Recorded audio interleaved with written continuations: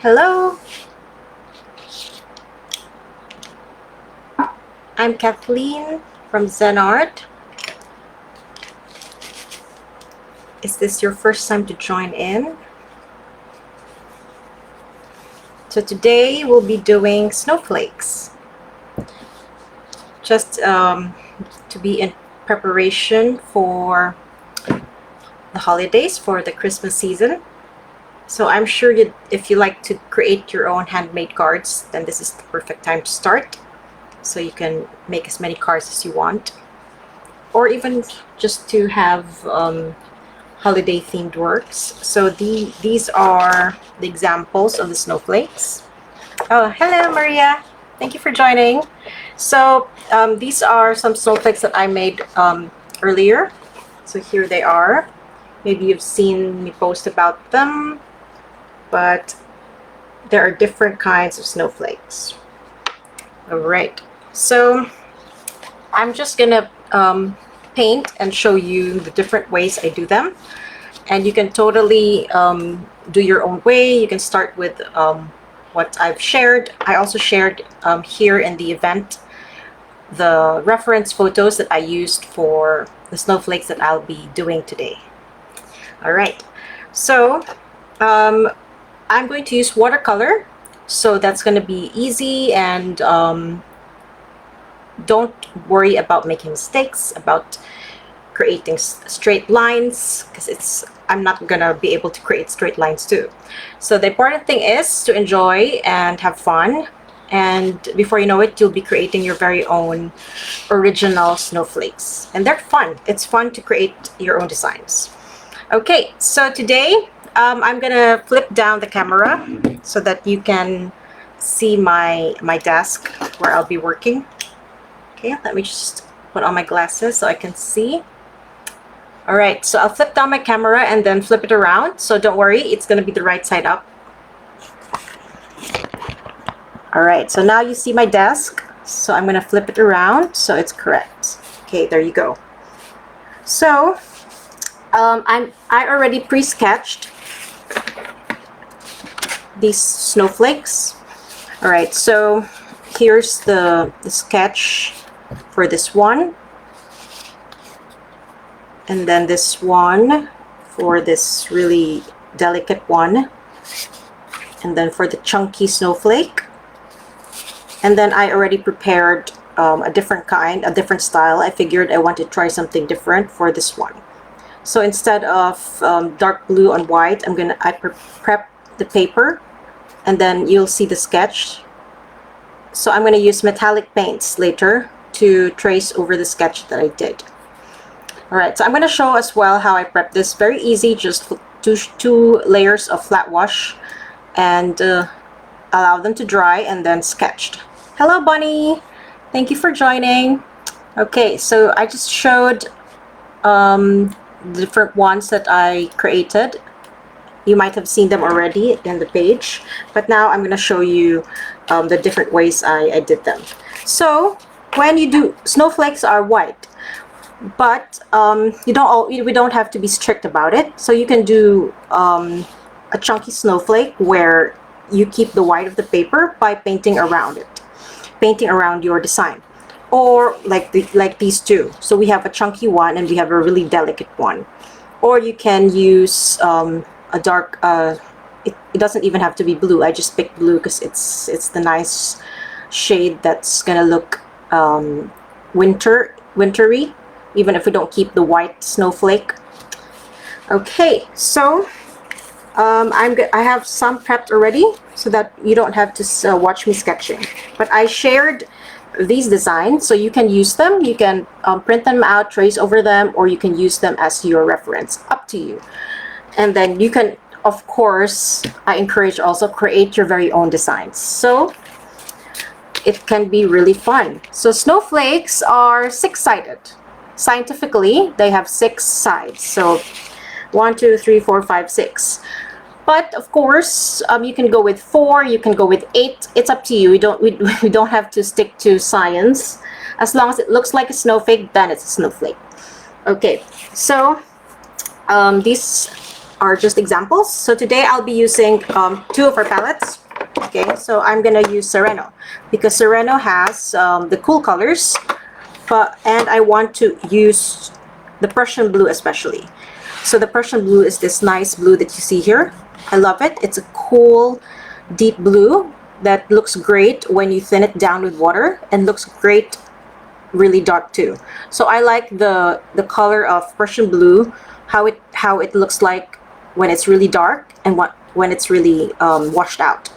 So I'm going to be using Prussian blue, but feel free to change your color up. So you can also use green, other colors of Christmas. It's up to you.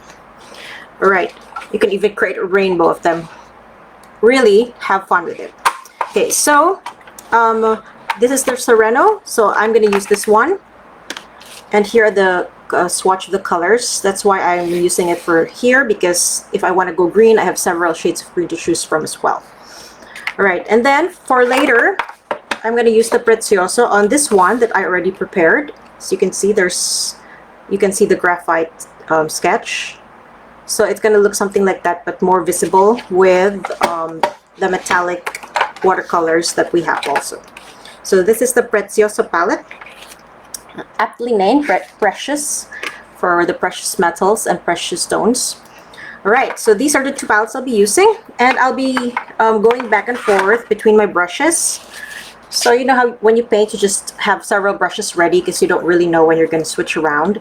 So definitely, for sure, I'm going to have the very versatile round brushes. And since the sketches are pretty small, I'm going to be using just these smaller ones. And then I'll still have the big one, but it's for the sides, you know, to spread out the paint. And then I'm going to need also some detail brushes. I'll just have them ready just in case. So I'm gonna use the rigger and also the flat brush, the really small one. Okay, and then another flat brush, the angle flat brush, just in case. Okay, hi Joe, thanks for joining. Okay, so have your materials ready. It's just good to have everything prepped and ready before you start. So you know, watercolor, when it dries, when you want to spread it around, it's dried, it's just so difficult to work the dried part, and it'll have edges. So just have everything ready so no regrets later on. Okay, so you have your paints, your paper, your sketch, your water, and of course your absorbent material. So in our sets we have a sponge on the side. So if you prefer to work with sponges or cloth or paper towels and such, it's up to you. Okay, so for now I'm gonna go with the Prezioso, with the Sereno. So I'll have it here. So I hope you see it clearly. So just let me know if things are not clear to you so I can adjust. So I'm bringing the lights closer. There you go. All right, so let's start. So what I'll do is I'll use just a smaller size brush, so maybe 4 to 6. So brushes, of course, differ across brands. So a number 4 for me might be bigger for you or smaller. So just go with what's comfortable for you. All right, so just wet your brush. I'll just have this here so you can see what I'm aiming for. And then if your paints take a while to activate, it's good to have a spray bottle of clean water and just reactivate your paints beforehand, like so. So just give it a few minutes and it'll, you know, get reactivated and soft so that you don't have to dunk your brush and ruin it. You know, when you use your brush to awaken the paint, it can ruin your brush. So you can instead activate your paints beforehand so it's ready. Right, so I'm gonna, like I mentioned earlier, I'm gonna go with Prussian blue because I like how it looks. So this is it here, and I'm going to start from the middle so that I don't smudge it, because I have a tendency to smudge. So instead I'm going to start from the middle and slowly work my way outwards. So I'm going to zoom a bit so that you can see much better. There you go. Let me just adjust that. Okay. So I'm going to start from the middle. So my paint is awake, and I'm going to use just directly from the pan here. Okay, so if you have your nice round brush with a pointy end, then that's perfect. So just make sure your brush has a good point so that you don't have a hard time going around and working on the little details. So from the middle part, I'm gonna make it darker than the outward part, like this here. Okay, so here the paint will be more concentrated. So this is much easier. I'm just filling in the little triangles in the middle.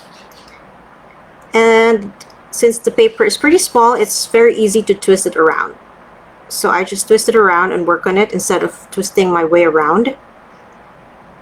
So usually it's harder to do that when you have a big sized work. But with little paper like this, it's easy to just move it around.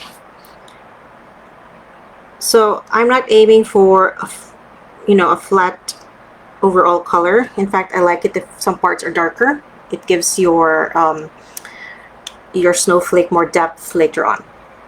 Okay, so now I'm going to work part by part. So I'm going to start it off darker near the around the snowflake, and then water it down as it moves outward. So I'm going to start here. So just trying to keep the shape, working around the shape that you've pre-drawn.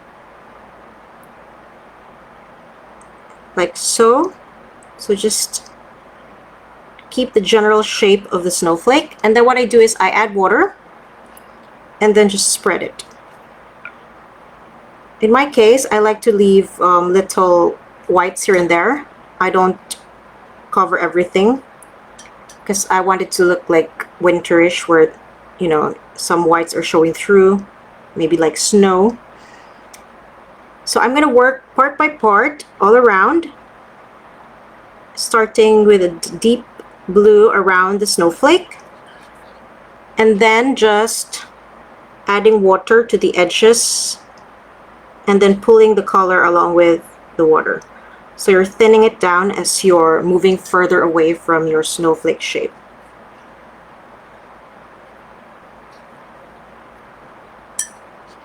If you want to make it even lighter, then just add more water. So it's up to you. You can also make it really dark. I just like this look, so it's the emphasis is on the snowflake in the middle, and it gives it a nice effect. So you can change the colors. You can work with one single design and change the colors of your background. So really you can play around with just one design. So you can work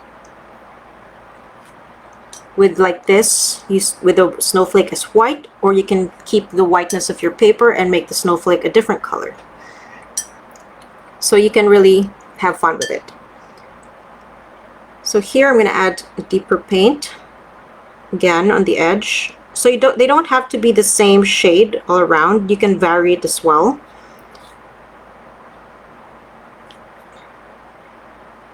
So just play around with it.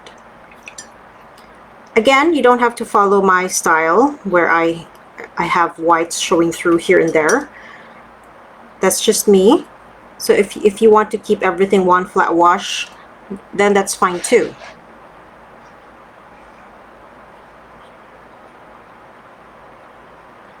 So just take your time and work your way around. So I easily smudge. That's why I'm making sure that I don't, because I really have the tendency to. Okay. So let's see. I'm judging which parts I want darker or lighter. So every now and then take a look at your work and judge it and see maybe you want to make changes or adjustments here and there, so that you're not just working blindly. Sometimes you're so in the moment that you forget to check the overall look and not just the part that you're working on. It's like when people advise you to work on your painting upside down, for example, especially with faces. Sometimes you're focusing too much on each feature that you forget about the overall finish or look of your work. So you're too much in it that sometimes flipping your painting and your reference photo upside down and just focusing on the lines, on the values, it allows you to step away from the face, for example, if you're working on the face. So you're not thinking of the face, but thinking of what makes up the face. I think it's a good idea. When I'm very frustrated with my work and I can't seem to get past the frustration, I do that. I flip my work upside down. So next time you're stuck, try doing that, and maybe it will help you. Who knows? Okay, so just add water. Again, personally, I like the texture. I like how it looks like. It makes it seem organic and, you know, very natural. So this snowflake is a chunky snowflake, but with a really simple design. So you can have fun with the background. You can have a more complicated background, and the snowflake can take it. So it's also about a matter of balancing your work. So sometimes if your background is too busy, the attention gets taken away from your main focus. So achieving that balance is also important.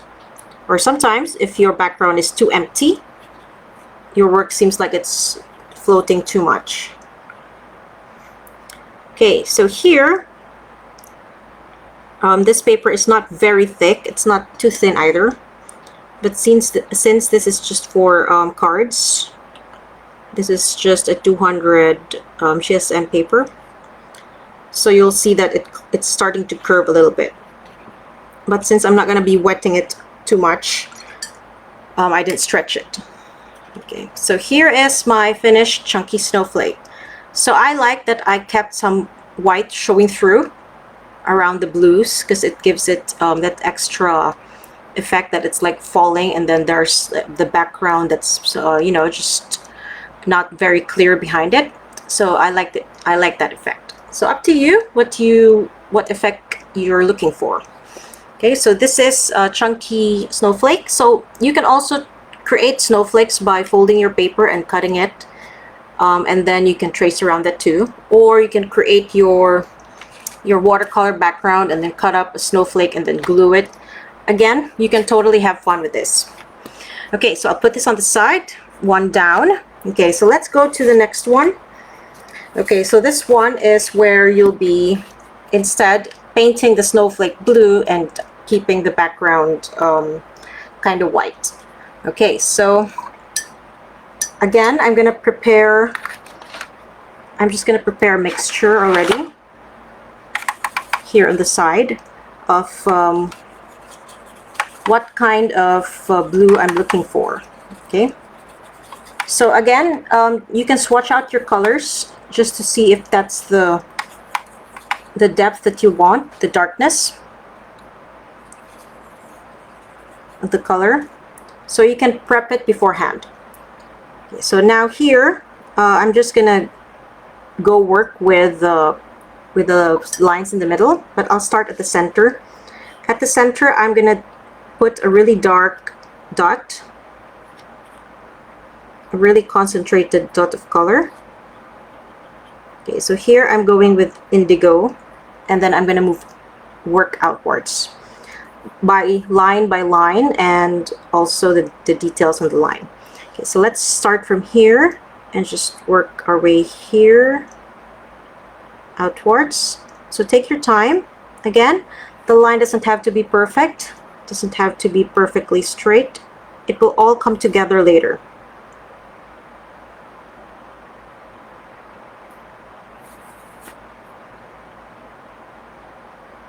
So starting from the middle will allow you to slowly control And then I'm just gonna add clean water.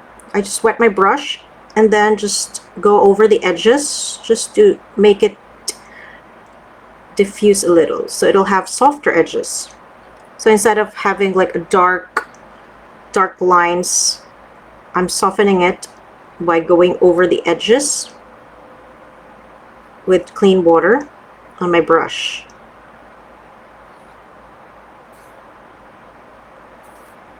So I also like this effect because it's like a little bit blurred, but really nice.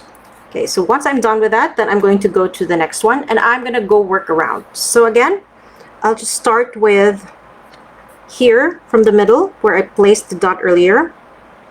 I start with a concentrated line.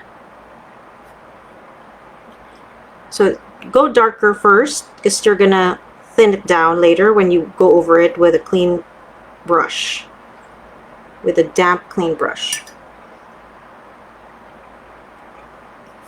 And then again from the center, go outwards. This way you can control the sharpness, the tip. So going from the middle and going outwards, then it's much easier to create the sharp tip. So the sharper the tip of your brush is, then it'll be much easier to achieve these sharp tips as well. So you want to go with a round brush that has a nice tip. So some brushes are more like mop brushes, so their tips aren't necessarily sharp or pointed because they weren't meant to create these detail work. But with the really good round brushes will have the nice pointy tips that you need, so that you can actually do a lot with just one nice brush. I'm sure you all have your own favorite brushes from your sets. Like you have 20 brushes, but you're actually using just 3 to 5. I'm like that. So what are your favorite brushes? It doesn't have to be with watercolor, for example. It can be when you're doing acrylic or oil. With watercolor, for sure, round, a nice sized, mid-sized round. But when I paint oil or acrylic, I actually like filbert brushes in varying sizes.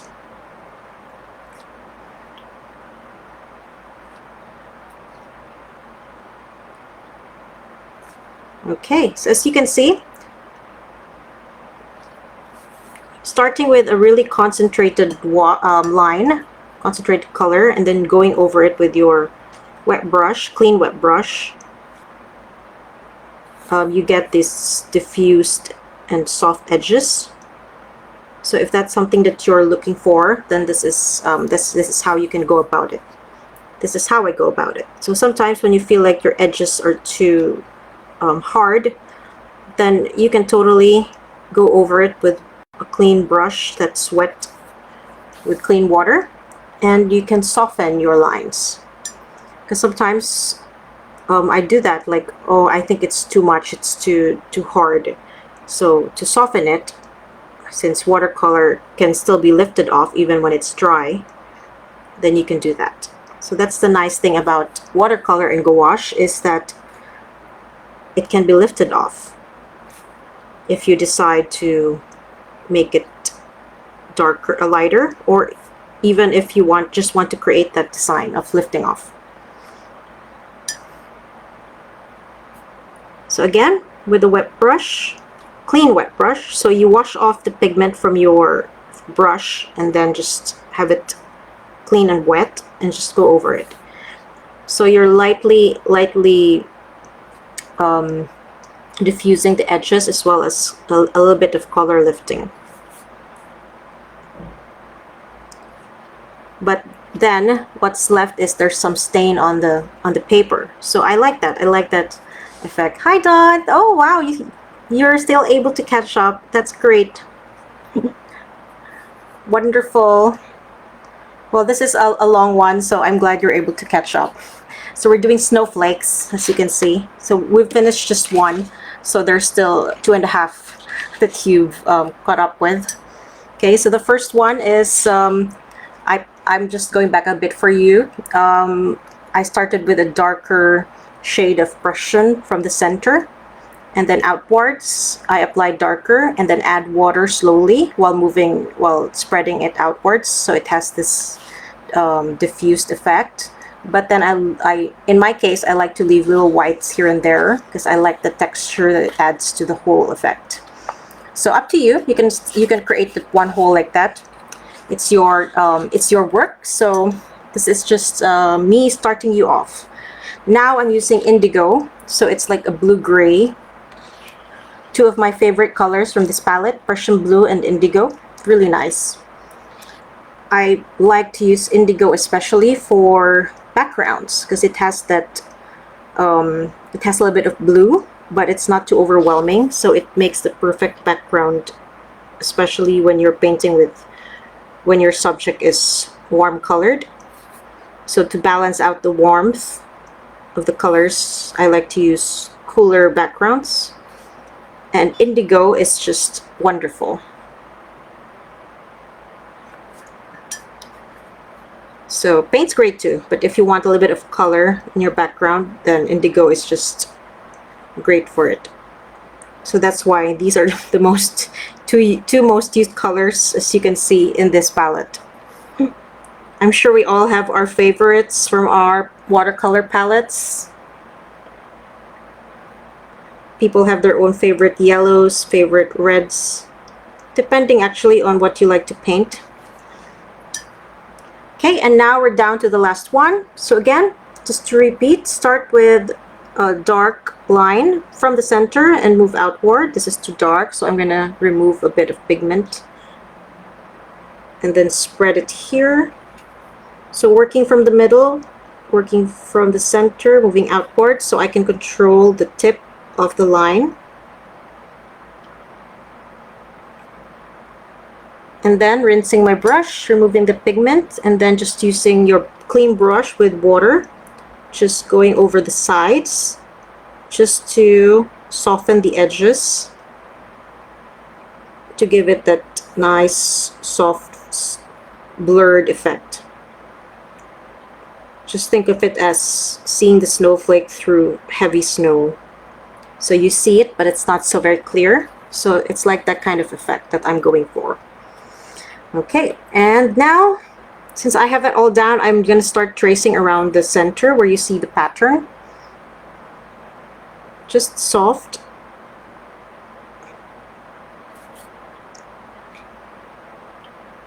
So I'm just getting directly from the pan, but you can totally premix your colors to the shade that you like. I'm more of a wet on dry person painter. So some of you, I'm sure you have your own preferences when you paint. Like for those who paint the looser style of painting, you'd probably go for wet and wet more often than not. So when you sketch your design, if you don't like seeing your sketch showing through, then it's a good idea to go over it with your kneaded eraser. So in my case, I'm not really bothered too much. In this snowflake, it actually adds to the effect. But if you're bothered, then better erase it beforehand, because once you paint over it, your sketch will show through and it will be hard to erase. It's quite impossible. So with these colors, it's not so evident, but if you use yellow and lighter colors, then it will show through. Okay, so this is my second snowflake. So just simple. So you can play around with the background. You can add smaller snowflakes. You can add effects. In my case, I'm just gonna go and create like a vignette around it of the same color. So I'm gonna start on the edges, and then just add water and fade it around the snowflake. So it creates a kind of soft border that also frames the snowflake. You don't have to do it, of course, but in my case, I think it'll just look great framing the snowflake. So I'll do it for all 4 corners. I'm going to start at the corner and then just add water and then spread it. So I'm just doing this roughly because, again, I like the texture.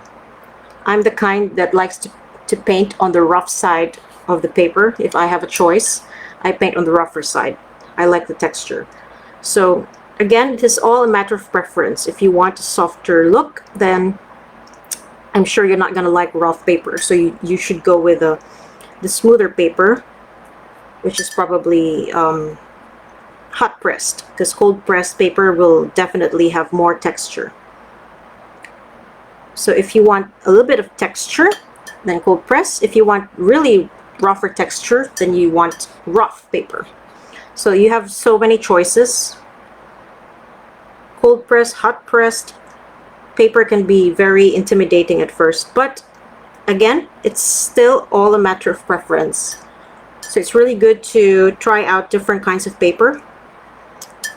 Even the expensive ones, yes, I also, experiment on them. What I do is I cut them up into smaller pieces, so I'm not too afraid to use them, so that I can actually try them out.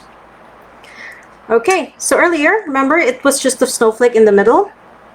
So I did it earlier as a trial, this one, and I figured it's too just plain and white. So now for this one, I added like a framed background, and I like it. Okay, so 2 down, and then the last 2 to go.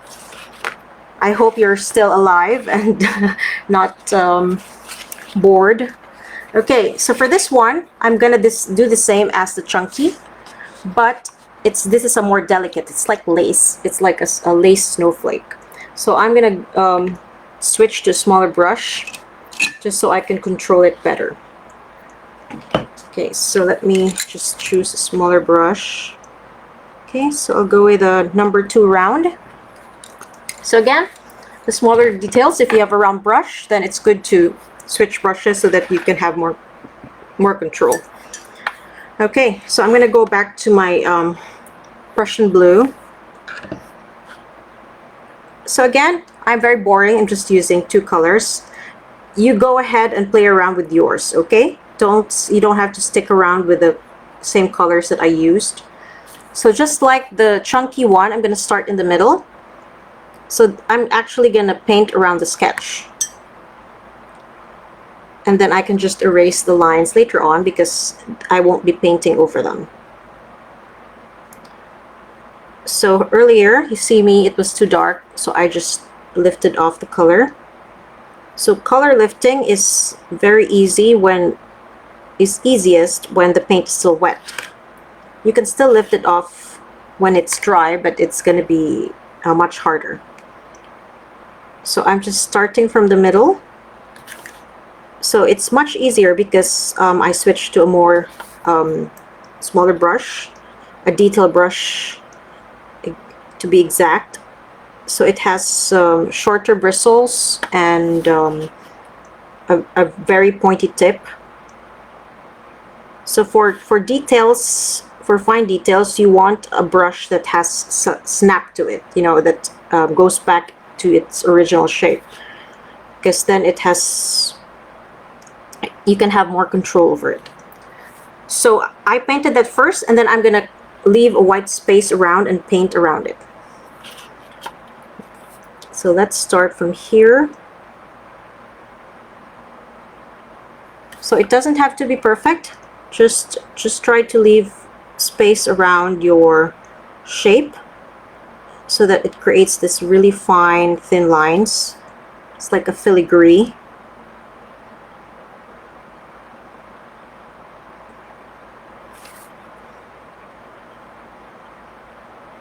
So I think this is actually my favorite. It's very complicated, it seems, but it's really you're just really doing the same thing all around.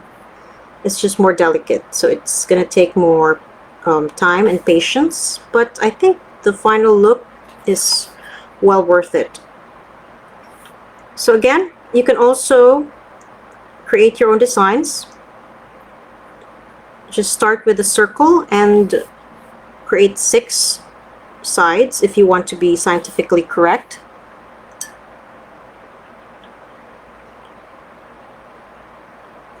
And then I try to vary the saturation. Some parts going to be darker, some parts lighter, so it gives it a more interesting look instead of just one flat shade. So really, you just have to keep experimenting, find out what works for you, because we all, of course, want to discover our own style.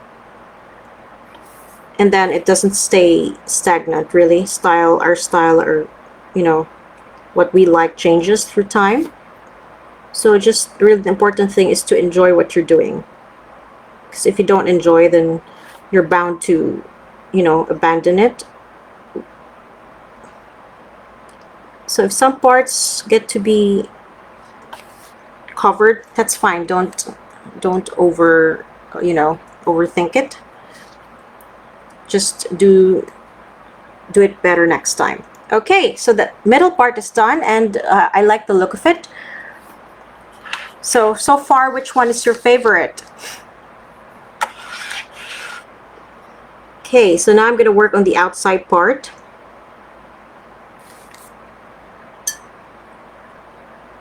I'm going to start with the middle so that I have a guide, and then work around that. So again, vary it. Some parts darker, some parts lighter, so it's more interesting. It's like shadow that changes, so your work won't be too flat. And then once I have the middle, then it's much easier to trace around it. So just get to know your paints. In this case, Prussian blue is not extremely staining, so even if I don't work on it for a few seconds, it's fine. But for some colors are very staining. Like, you apply them and you are still going to want to work around that area, and the paper has already been stained by the color.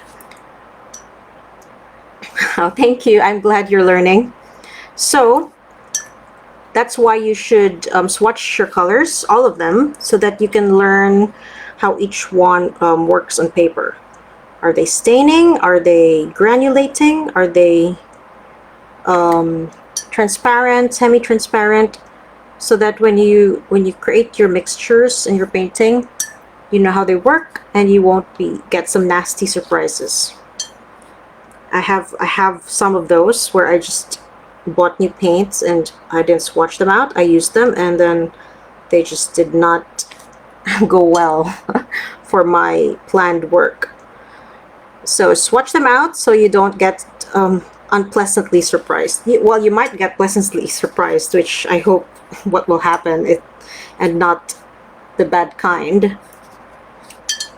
So personally, I love granulating colors because they add drama to the work, but not everyone will.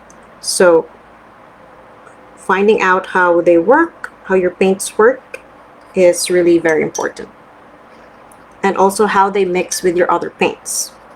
Because some, when you mix with others, will make other colors muddy. So unless you're looking for that effect, then it's good to find out beforehand. So just create your color charts, really. And we have those. We have a guide for that. So I'll share it later, just in case you haven't yet had a chance to check out our guides. It's actually very nice. The first color chart I did was mixing greens, because greens are one of those that you will really use a lot, especially when you do landscape painting. You want to be able to mix different kinds of green and know how to mix them using your very own paints. Okay, so this takes time, as you can see, because it's delicate work. But if you use the right brush and have more patience, then you can totally do it. It's very therapeutic because it's just repetitive work. You're just repeating what you did on one side and working around all the sides.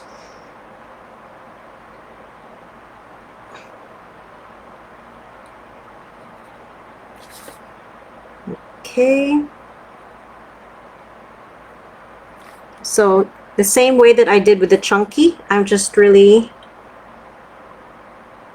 starting out with a deeper shade from the around the snowflakes and then thinning it out. But again, varying. Some parts, as you can see, are darker, some parts are lighter, so that it's not too flat.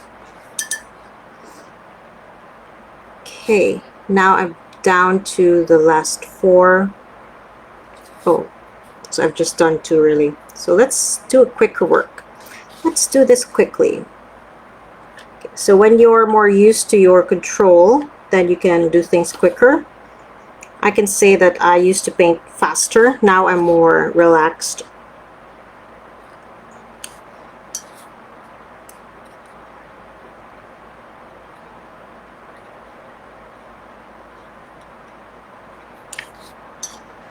Okay, and then thinning it out. So it's much harder to do the washes with a small brush, of course, but if the paper is not too big, then it's doable.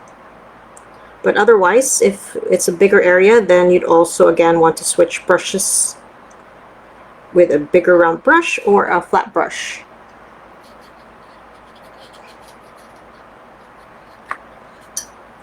So just take your time and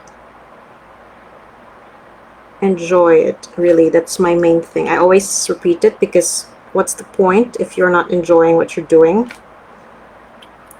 It's like punishment if it's like that. So as long as you enjoy it, you can take as much time as you want on each work.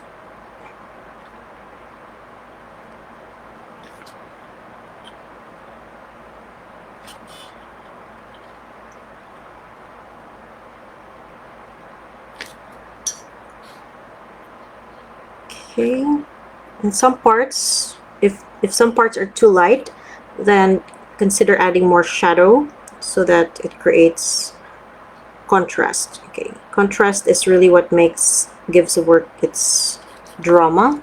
It's a point of interest. Everything is too flat. If you feel like your work is too flat, then it probably just lacks contrast. So contrast can be achieved through light and shadow.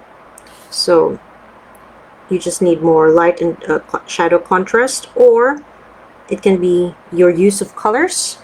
So some colors contrast very well with each other, like of course all the complementary colors on the color wheel. And contrast can also be achieved through your subject, the size of their subject, what they are. So different ways of achieving contrast. Sometimes even texture, just playing around with texture, you can already create contrast. So it's actually fun to experiment with how you can achieve contrast, the different ways that you can go about it. It's going to help your growth and creativity as an artist. So in school, actually, we studied that when we studied contrast and what is contrast. So the different ways of achieving contrast.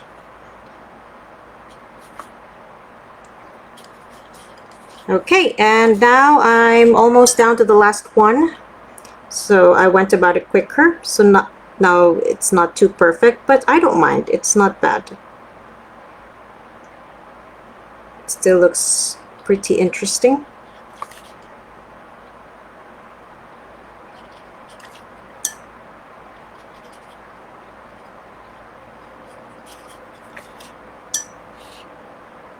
Okay, so because I varied the dark parts here and there, it looks even better rather than have just one part dark, other parts lighter. So playing around with that too, it's going to help with your overall finished look.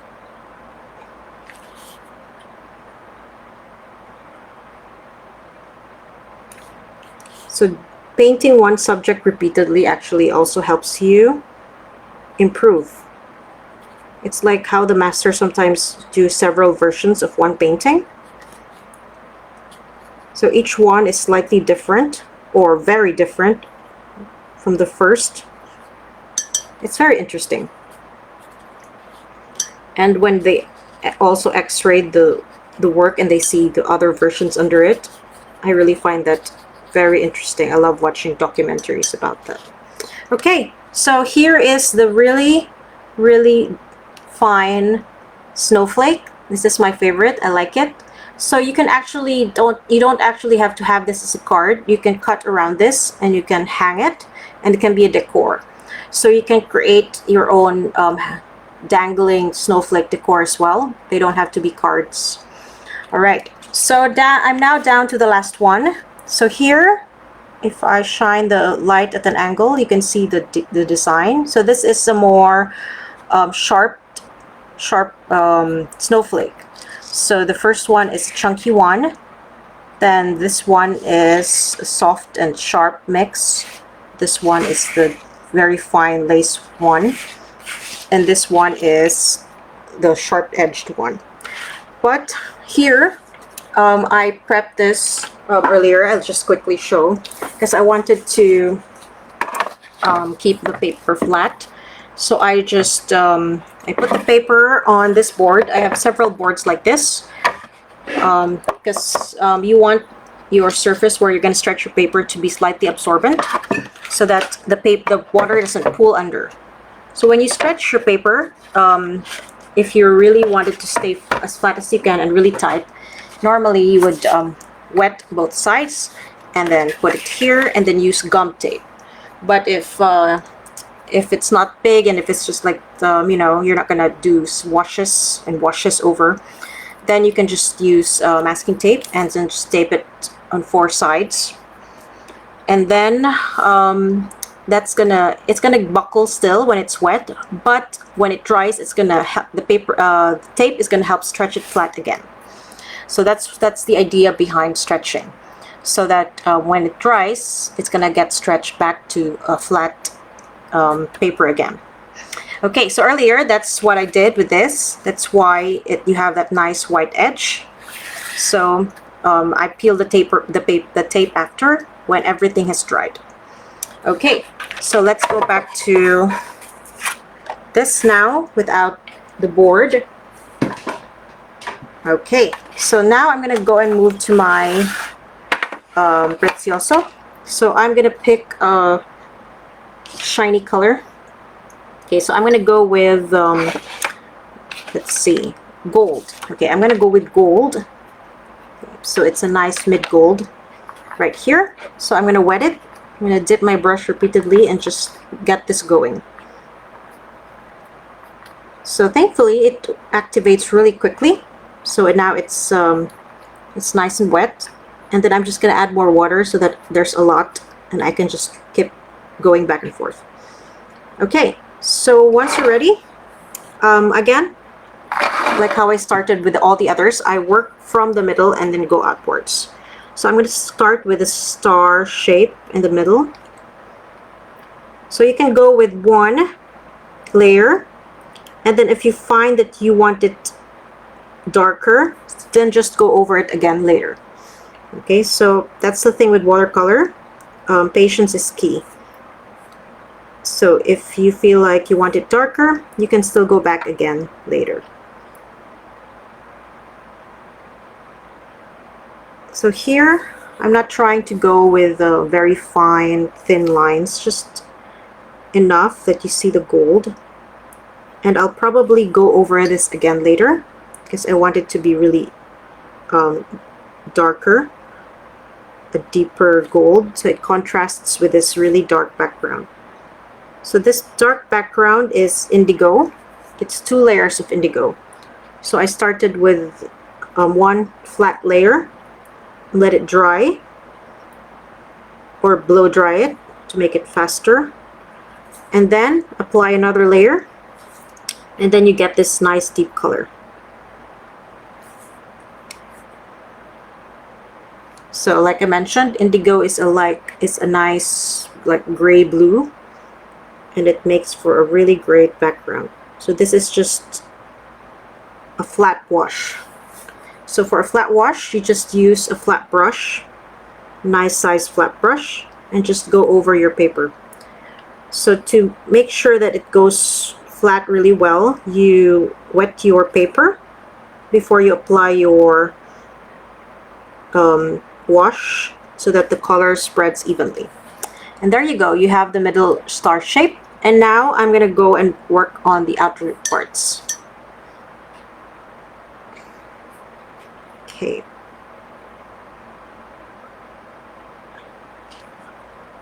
So here, I'm just going over it quickly. And again, I'm just going to add another layer later once everything is dried. Because sometimes if you keep on working on one part too much, your pigment just moves around and you don't really exactly get the effect that you're looking for. So instead of overworking it, you can work in layers. So allow your first layer to dry and then work on another layer on top of it later on. So if you keep practicing, you learn when you should be just waiting and adding another layer. Because sometimes you get impatient and you just want to get it done in one go. But the magic of watercolor is that you can layer and the layers show through and it actually adds to the final look. So layering is magic. Okay. And now working around. So it's very repetitive. You have one repetitive design and you just go around it. So it can really be very therapeutic. You can create snowflakes all day and it's like therapy. You're like meditating with snowflakes. Which is also good because you don't always have to be thinking about things, overthinking what should you do. So you can work on snowflakes and relax. So like I said, I gave the designs earlier. Just find it here in this event. You can print them out, put them against the window during daytime, and then just put your paper over it and then trace. And you can create as many as you want very quickly. But if you'd like to make your very own designs, well, of course, go ahead. I encourage that. That's even better because that's your own original. But to practice, you can totally start with these designs, and then when you're feeling more adventurous, then you can create your very own. So that's why I prepped and created this this snowflake with a dark background so that I can appreciate the metallics better against the dark background. You can totally use a white paper, of course, but there will be less contrast. So you can start with a dark colored snowflake and then layer a metallic paint on top of it to add some shine and shimmer. Up to you. In my case, I did it with my earlier experiment. So, which is this one. So I did it here. I started with a dark color and then I layered a silver metallic paint over it, watercolor metallic, and so it looks nice as well, and also splattered. So I'm gonna do the same. I'm gonna also splatter some gold. So in this snowflake, I'm gonna wait for the first layer to dry well, and then add another layer so it's really a very deep gold. So now I'm gonna go and use a chunkier brush because I want to be able to absorb more gold pigment for the splatter. Okay, so when you splatter, of course, cover the ones that you don't want to get splattered so that they don't get splattered. And just make sure you have enough pigment and water, and just tap it against your hand or another brush and just splatter as much as you want. Okay, so this is mine and I'm happy with it. It's very festive and gold, but again, I'm going to add one more layer later so that it's very, very gold against the dark blue background, which is going to look great. Okay, so these are our 4 different snowflakes. Here, I call this the chunky, the lace, the mix of soft curves and sharp ones, and this is the sharp and golden one. So that's it. We have the 4 snowflakes. That's I'm done for the day. So I'm gonna put this back to my face now so I can say goodbye to you. All right, so thank you for joining me, and I hope you make your own snowflakes and your own versions if you want. Okay, so again, that's up to you, and if you do, share it on the group. And if you don't know yet, we have a ongoing art challenge. It's specifically a Christmas art challenge where we'd like you to create your own Christmas cards, or if you're creating your own Christmas cards, to share them with us, and you'll get a discount code. So that's it for today, and I hope you learned something, and I'll see you next time. Bye!